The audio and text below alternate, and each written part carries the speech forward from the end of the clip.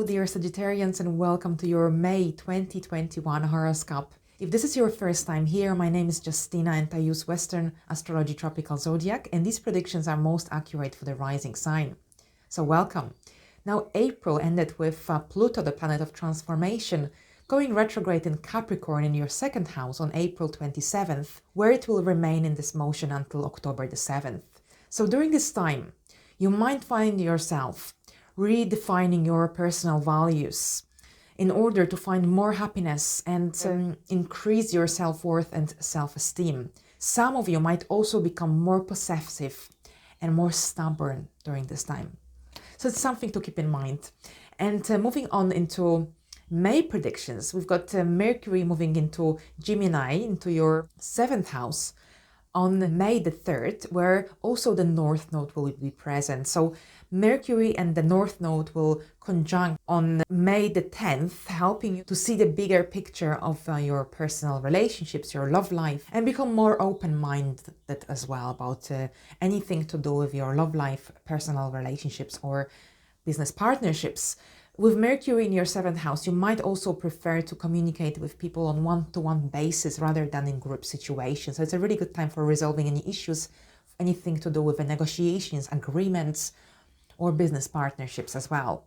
And on the 8th, we've got Venus joining the party. And Venus in the 7th house is really fantastic because Venus feels wonderful here. This is the traditional ruler of the 7th house. So usually with Venus in the 7th house, we feel in harmony with our partners, with our best friends, for instance, or business partners. You want more harmony and balance in this sphere of your life in general. So it's a very pleasant transit. Now, on the 11th of the month, we've got a new moon in Taurus happening in your 6th house.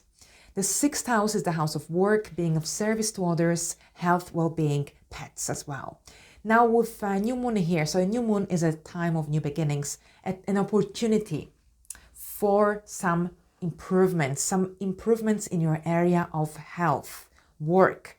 And here this new moon, it's happening in a fixed sign, so it's a fixed moon phase, so it might require an extra effort to start something new. However, if we do, we are likely to get through to the ends, because this is what Taurus is about. It's about continuity. At the time of this new moon, we've got Jupiter in the final degrees of Aquarius. So Jupiter here could bring an inner urge to act now, something to do with your health, well-being, diet. So it's a really good time. Or if you're looking for a new job as well, this is a good time for applying for a new job, because you find this inner urge to initiate something new, but also to improve your life and find more stability in your everyday life. This new moon will also separate from a square with Saturn in Aquarius in your 3rd house. So if you have been feeling restricted in some way in your life, especially recently, in your everyday life, in your relationships with others, with people from your immediate surroundings, for instance, then this new moon will really prompt you to find more stability, more security in your everyday life with your daily tasks, their daily routine, or anything to do with work and being of service to others. On the 13th of the month, we've got Jupiter moving into Pisces, and Jupiter will remain here until July 28th. And during this time, you can get a little taste of what 2022 could bring for you, because this is where Jupiter will remain throughout 2022.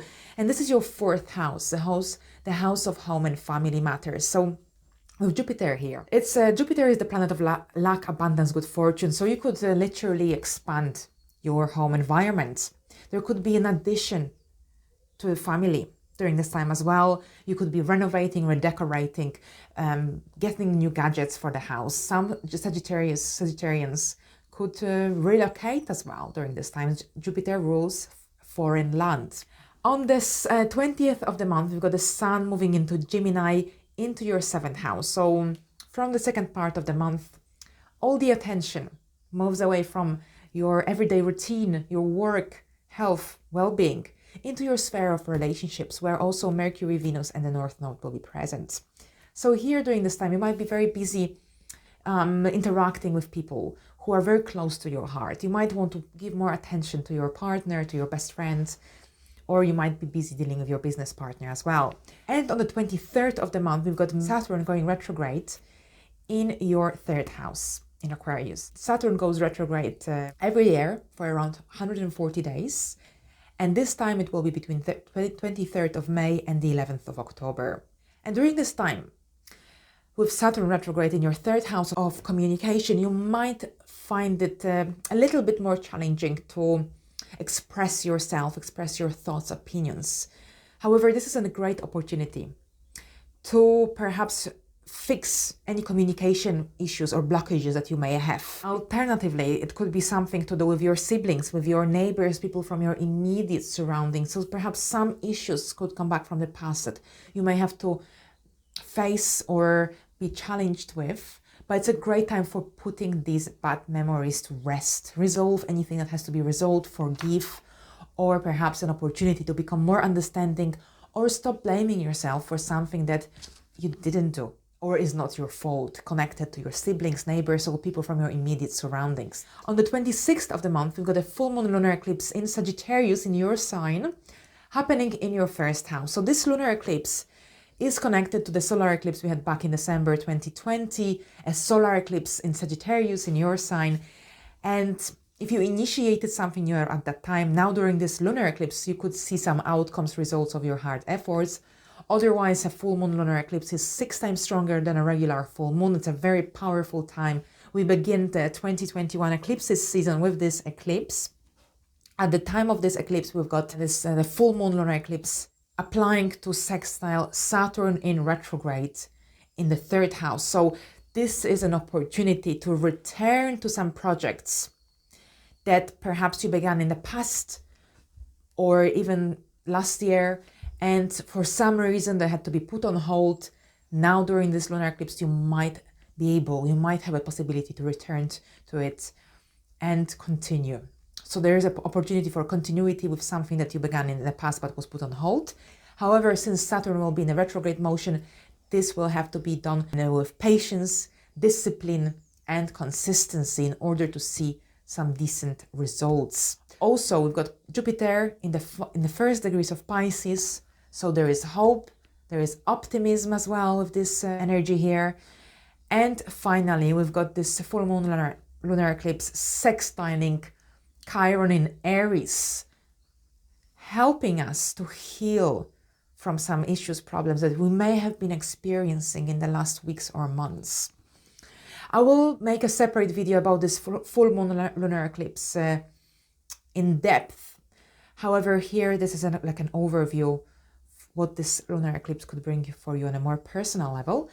And the month ends with Mercury going retrograde in Gemini on 29th of May in your 7th house. So here you had lots of energies throughout the month in your area of relationships.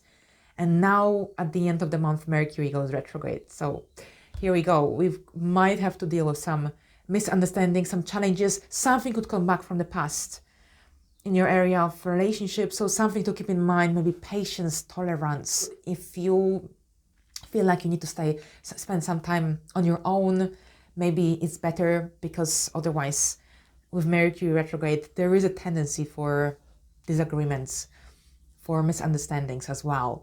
Otherwise, it's a good time for resolving any issues from the past as well, or redoing anything that has been done already before but didn't work out for you, and then you can start again, maybe do it again. It's not a good time for starting anything new. So if for example, an ex-relationship comes back into your life during this time, keep an open mind, because once Mercury goes direct, you might see things slightly differently, because your mind might be a bit clouded during Mercury retrograde. But well, we'll see how it plays out for you. But this is what I've got for you for May 2021. I hope it's a good month for you. Thank you so much for your attention, and I will see you in my next video. Bye for now.